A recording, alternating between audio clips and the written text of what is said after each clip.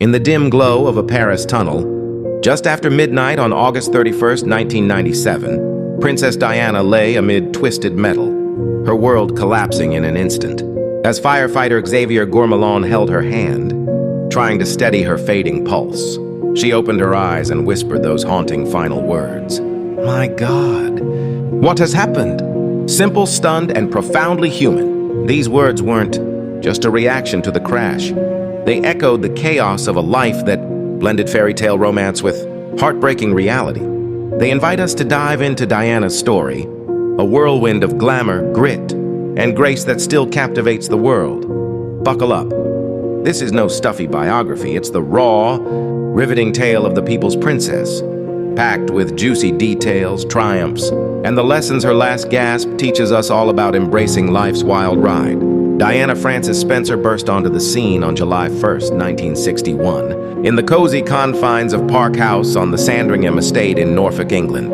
Born into aristocracy, she was the daughter of John Spencer, who would become the 8th Earl Spencer, and Frances Roche, whose family had ties to royalty stretching back centuries.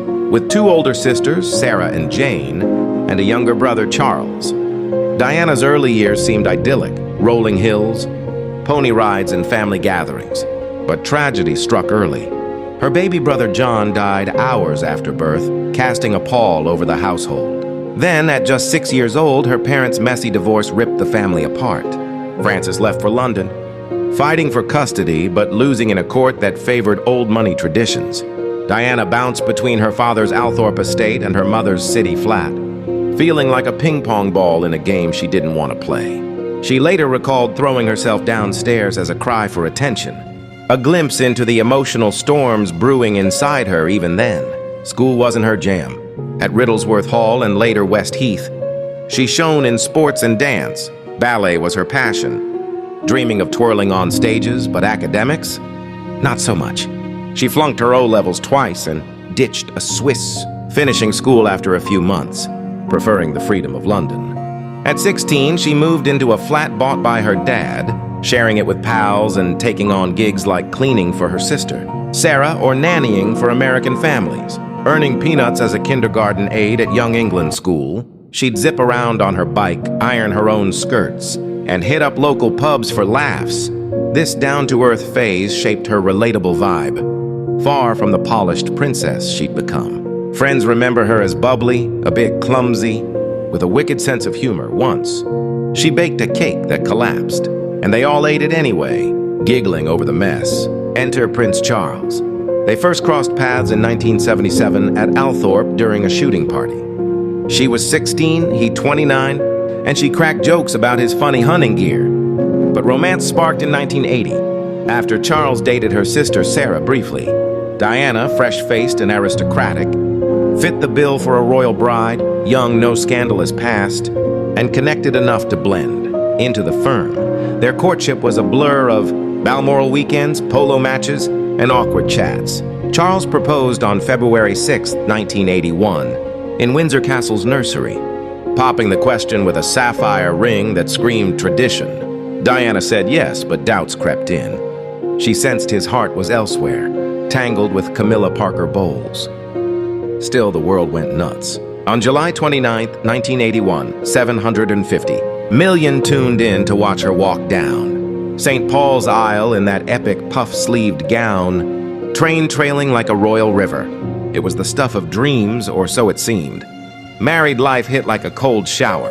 Buckingham Palace felt like a gilded prison, with endless rules and a husband more into his gardens than her. Bulimia kicked in hard. She binged and purged, hiding the pain behind smiles. I was a fat, chubby no-brain, no feeling part of the furniture, she later confessed. But motherhood brought light. Prince William arrived in 1982, Harry in 1984, and Diana dove in headfirst, bathing them, reading bedtime stories, even sneaking them to theme parks. She wanted them grounded, not spoiled royals, so she'd blast pop music in the car and treat them to burgers. Charles, meanwhile, drifted back to Camilla, their affair reigniting by 1986. Diana fought back with her own flings, like with riding instructor James Hewitt, but the marriage was doomed. By 1992, they separated.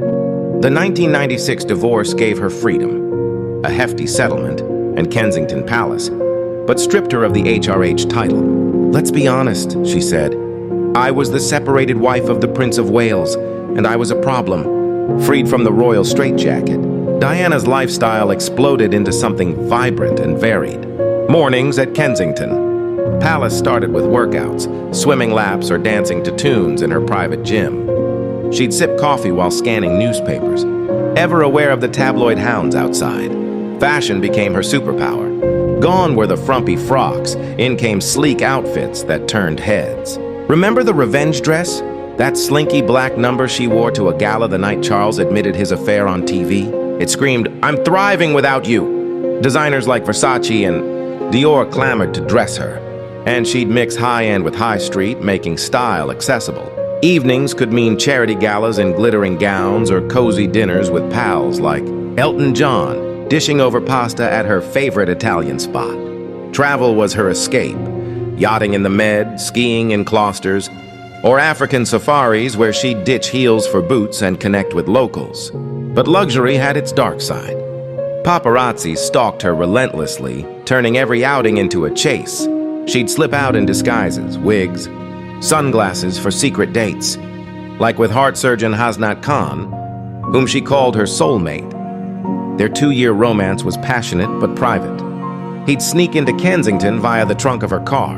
Then came Dodi Fayed in 1997, a summer fling on his dad's yacht filled with jet skis, sunsets, and stolen kisses. Friends say she was finally happy, planning a future away from the spotlight. Mentally, she battled demons. Therapy helped with her eating disorder and self-doubt, turning pain into purpose. "Anywhere I see suffering, that is where I want to be," she said, channeling her struggles into helping others.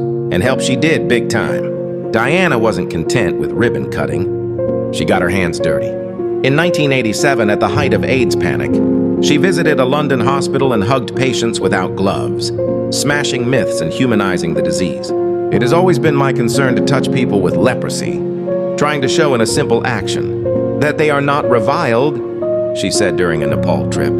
As patron of over 100 charities, she raised millions for causes like homelessness, taking William and Harry to shelters so they'd see real life, and cancer research, comforting kids at Great Ormond Street Hospital with hugs and stories. Her boldest move? Walking a minefield in Angola in 1997. Visor on to spotlight landmines. Those photos went viral, pushing world leaders to ban them via the Ottawa Treaty. She met with Mother Teresa, bonded over faith and service, and even auctioned her dresses for charity. Raking in over $3 million, she had a way of making you feel like the only person in the room, one aid worker recalled. Her work saved lives, changed policies, and showed royalty could be relevant. Yet fame's flip side was brutal. The press dubbed her the Hunted, with scandals like the Squidgy Gate, tapes, leaked calls with a friend, exposing her vulnerabilities. She spoke out in a bombshell. 95 interview. "There were 3 of us in this marriage, so it was a bit crowded. It rocked the monarchy but won her public love." By 1997, she was stepping back from charities to focus on her boys and maybe a new chapter. That summer in Paris, evading photographers with Dodi led to the fatal crash. Henry Paul, the driver, was over the limit. The car slammed at high speed. Diana's injuries, chest trauma, broken bones, were severe. In the hospital, doctors fought for hours, but her heart gave out at 4 a.m. Those last words, "My God, what has happened?" hit like a thunderbolt. Uttered in shock, they capture her essence. A woman who faced betrayal, loss, and scrutiny, yet always sought meaning. My God invokes the faith she held dear, from childhood prayers to late-night chats with spiritual advisors. What has happened?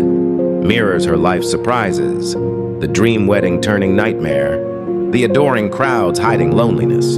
In educational terms, these words remind us that even icons are mortal, urging us to live with curiosity and kindness. They're not a farewell, but a question we all ask in tough times. How did we get here and what now? Diana's legacy? It's everywhere.